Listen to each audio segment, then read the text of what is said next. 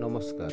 आज डिस्कसन करवा अग्नि-5 मिसाइल विषय में भारत एवं कहीं परीक्षा कला और चाइनार नाली आखि विषय में 27 अक्टोबर 2021 में भारत सफलतार सह अग्नि-5 मिसाइल बालेश्वर अब्दुल कलाम द्वीपर टेस्ट कर अग्नि-5 धरापृष्ठ सरफेस बालिस्टिक मिसाइल कहीपर।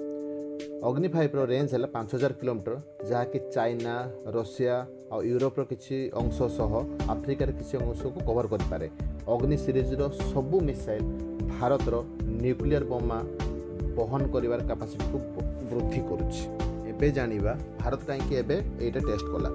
अगस्त 2021 रे चाइना परमाणु क्षमतार विशिष्ट हाइपरसोनिक मिसाइल टेस्ट करथिला जार स्पीड है 5 माक बा शब्दर गति ठारू 5 गुण अधिक स्पीड से गति करथिला। से मिसाइलटा टोटाली फेल थिला। से तार टार्गेट हिट कर नथिला। टार्गेट ठारू 30-40 किलोमीटर दूर रे हिट करथिला। किंतु से मिसाइल खासियत एटा थिला से मिसाइलटा पूरा पृथ्वी को चक्कर काटिकी से टार्गेट पाकू जाइथिला। एटा देखिकी पूरा यूएसए सहित वेस्ट वर्ल्ड माने जिते सब यूरोप कंट्री मैंने अच्छा समस्ते डरी जाइए जे गोटे मिसाइल पूरा पृथ्वी को चक्कर काटिकी जाइकी टार्गेट पाक पहुँचुची। सेटा ही समस्त टेंशन पॉइंट। आज जाए सेमिति टेक्नोलोजी कहीं भी टेस्ट करना। यूएस यहाँ देखिकी चुप रहा देश नुहे।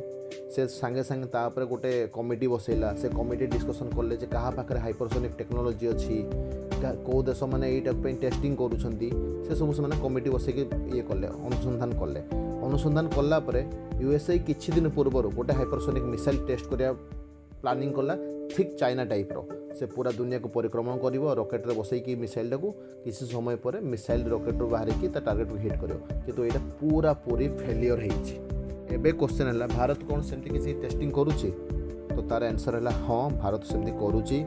रशिया सहित मिसिकी भारत ब्रह्मोस 2 बनाऊँगी जार स्पीड है 7 माक बा शब्दर स्पीड ठारू 7 गुणा अधिक 2025 कि 2027 सुधा रेडी हो बोली आशा। एबे क्वेश्चन है आग को कौन हम और चाइना कौन चुप बस।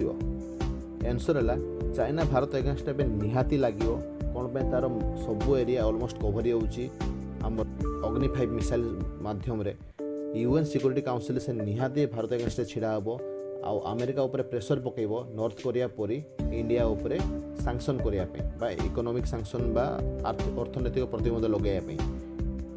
किंतु एबे चाइना सपोर्ट कहीं बाहरिबेनी।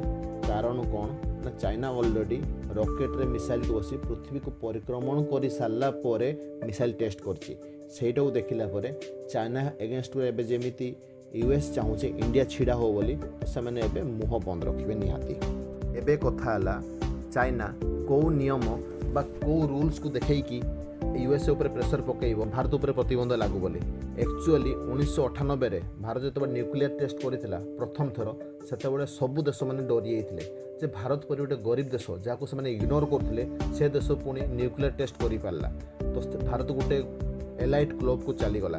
तेणुक हड़बड़े होगी यूएनएसए रिजोल्यूशन 1172 पास कराइला भारत एगेंस्ट जे भारत मिसाइल टेक्नोलोजी रे बेसी आग को न जाई पारू किंबा आउ आग को न्यूक्लियर टेस्ट न करि पारू ता जदि न्यूक्लियर टेस्ट करिवो किंबा मिसाइल टेक्नोलोजी रे बहुत आग को जीवो ताले भारत उपरे सैंक्शंस बा आर्थिक प्रतिबंधित करा जाई पारिबो।